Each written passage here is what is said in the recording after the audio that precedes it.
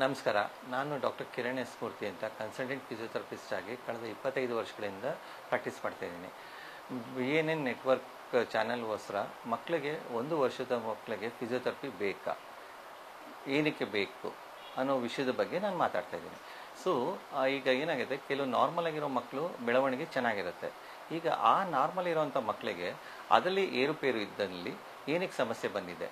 ಈಗ ಏನಾಗಿದೆ, ಕೆಲವು ಮಕ್ಕಳು ಕೂತ್ಕೊಂಡಿರಲ್ಲ, ಬೋರ್ಲು ಬಿದ್ದಿರಲ್ಲ. ಏನಕ್ಕೆ ಬಿದ್ದಿರಲ್ಲ? ಕೆಲವು ಮನೇಲಿ ಏನು ಹೇಳ್ತಾರೆ, ವಯಸ್ಸಾದವ್ರು ನೀನು ನಿಧಾನಕ್ಕೆ ಕೂತ್ಕೊಂಡೆ ಪರವಾಗಿಲ್ಲ ಅಂತಾರೆ. ಈ ಸಮಸ್ಯೆ ಕಾರಣಗಳು ಏನೇನೆಂದರೆ, ಮಗು ಹುಟ್ಟುವಾಗ ಮಗು ಡೆಲಿವರಿ ಟೈಮಲ್ಲಿ ಏನೇನು ಸಮಸ್ಯೆ ಆಗಿ ಮಗು ಹತ್ತಿಲ್ಲ ಅಂದರೆ, ಇಲ್ಲ ನಾರ್ಮಲ್ ಡೆಲಿವರಿ ಇದ್ದಾಗ ಮಗುನ ಎಳೆದಾಗ ಆಚೆ ಇದು ಮಾಡಿದಾಗ ಮಗು ಕೈ ಸ್ವಾಧೀನ ತಪ್ಪಿದ್ದರೆ ಅದಕ್ಕೆ ನಾವು ಫಿಸಿಯೋಥೆರಪಿ ಕೊಡ್ತೀವಿ.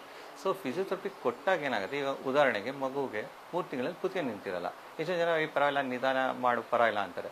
ಅದು ನಿಧಾನ ಆದರೆ ಮಗುಗೆ ಸಮಸ್ಯೆ ಆಗುತ್ತೆ. ಸೊ ಈ ಕಾರಣಗಳಲ್ಲಿ ಮಗುಗೆ ಫಿಸಿಯೋಥೆರಪಿ ನಾವು ಕೊಡ್ತೀವಿ. ಅಂದರೆ ಹಲವಾರು ರೀತಿ ನಮ್ಮ ಟೆಕ್ನಿಕ್ಸ್ಗಳು ಹೇಳ್ಕೊಡ್ತೀವಿ. ಈವನ್ ಕೆಲವು ಮಕ್ಕಳು ಕೂತೇ ಇರಲ್ಲ.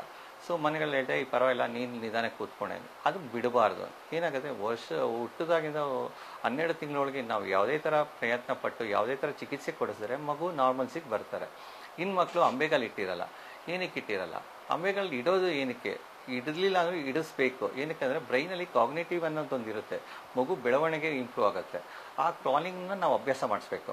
ಈವನ್ ಈ ಮಕ್ಕಳಿಗೆ ಈಗ ನಾವು ಅಭ್ಯಾಸ ಮಾಡಿಲ್ಲ ಅಂದರೆ ಮುಂದೆ ಅವರು ಒಂದು 20 ವರ್ಷನೋ 18 ವರ್ಷದಲ್ಲೋ ಸೊಂಟನೂ ಬರುತ್ತೆ. ಈಗ ಹಲವಾರು ರೀತಿ ಆ ಥರ ಮಕ್ಕಳು ನಾವು ನೋಡ್ತಾ ಇದ್ದೀವಿ. ಏನಾಗುತ್ತೆ, ಮಗು ಅಂಬೆಗಾಲು ಹಿಡದೇ ಇರೋರಿಗೆ ಸೊಂಟದ ಮಾಂಸಖಂಡಗಳು ಬಲ ಬಂದಿರಲ್ಲ. ಸೊ ಆ ಕಾರಣಗಳಿಂದ ನಾವು ಅಂಬೆಗಾಲು ಇಡೋದು ಹಿಂಗೆ ಇಡಬೇಕು. ಮತ್ತು ಮಗು ನಡೆಯೋದು ಅಷ್ಟೇ. ಕೆಲವು ಮಕ್ಕಳು ಕಾಲನ್ನ ಕ್ರಾಸ್ ಹಾಕ್ಕೊಂಡು ನಡೀತಾ ಇರ್ತಾರೆ. ಆ ಮಂಡಿ ಇವನ್ ಪದ್ಮಾಸನ ಹಾಕಿರಲ್ಲ, ಆವಾಗ ಮಂಡಿ ಒಳಗೆ ಬರುತ್ತೆ. ಆ ಸಮಸ್ಯೆಗಳು ಅವರು ಬೆಳೀತಾ ಹೋಗ್ತಾ ಮಂಡಿ ಮೇಲೆ ಇಂಪ್ಯಾಕ್ಟ್ ಆಗುತ್ತೆ. ಇವನ್ ಅವ್ರು ಸ್ಪೋರ್ಟ್ಸ್ಗೆ ಹೋಗ್ತಾರೆ ಅಂದ್ಕೊಳ್ಳಿ, ಸ್ಪೋರ್ಟ್ಸ್ವರೆಗೆ ನಿಧಾನ ಆಗುತ್ತೆ, ಓಡುವಾಗ ಮಂಡಿ ತಾಕತ್ತೆ. ಇವನ್ ಎಷ್ಟೊಂದು ಮಕ್ಕಳಿಗೆ ನಾವು ಪದ್ಮಾಸನ ಹಾಕ್ಸಿ ಅಂತ ಹೇಳ್ತೀವಿ. ಸೊ ಈ ಥರ ಹಲವಾರು ಚಿಕಿತ್ಸೆಗಳನ್ನ ನಾವು ಫಿಸಿಯೋಥೆರಪಿಲಿ 1 ವರ್ಷದೊಳಗೆ ಇರುವಂಥ ಮಕ್ಕಳಿಗೆ ನಾವು ಹೇಳ್ಕೊಟ್ಟಾಗ ಅವ್ರಿಗೆ ಹಲವಾರು ರೀತಿ ಸಮಸ್ಯೆ ಮುಂದೆ ಬರೋದನ್ನು ತಡೆಗಟ್ಟಬಹುದು. ಕೆಲವು ಮಕ್ಕಳಲ್ಲಿ ಯಾವ್ಯಾವ ಲಕ್ಷಣಗಳನ್ನ ನಿಮ್ಮ ಮನೇಲಿ ಮಗು ಜನನ ಆದಾಗ ನೋಡಬೇಕಾಗಿರೋ ಅಂಶಗಳು, ಈಗ ಮಗು 3 ತಿಂಗಳಲ್ಲಿ ಕುತ್ತಿಗೆ ನಿಂತಿರಲ್ಲ, 4 ತಿಂಗಳಲ್ಲಿ ಮಗು ಬೋರ್ಲ್ ಬಿದ್ದಿರಲ್ಲ, 6ರಿಂದ 7ನೇ ತಿಂಗಳಲ್ಲಿ ಮಗು ಅಂಬೆಗಾಲು ಇಟ್ಟಿರಲ್ಲ, ಇದರ ಮುಂದೆ ದೇಹದಿರಲ್ಲ, ಕೂತ್ಕೊಳ್ಳೋಕ್ಕೆ ಸಮಸ್ಯೆ ಇದ್ದಾಗ ನೀವು ಫಿಸಿಯೋಥೆರಪಿಸ್ಟ್ನ ಕನ್ಸಲ್ಟ್ ಮಾಡ್ಬೋದು. ಪ್ರಮುಖವಾಗಿ ಏನಾಗುತ್ತೆ, ನಿಮ್ಮ ಯಾರು ಮಕ್ಕಳ ಡಾಕ್ಟರ್ ನೋಡ್ತಾ ಇರ್ತೀರೋ ಅವ್ರದ್ದು ಒಂದು ಸಜೆಷನ್ ತೊಗೊಳ್ಳಿ.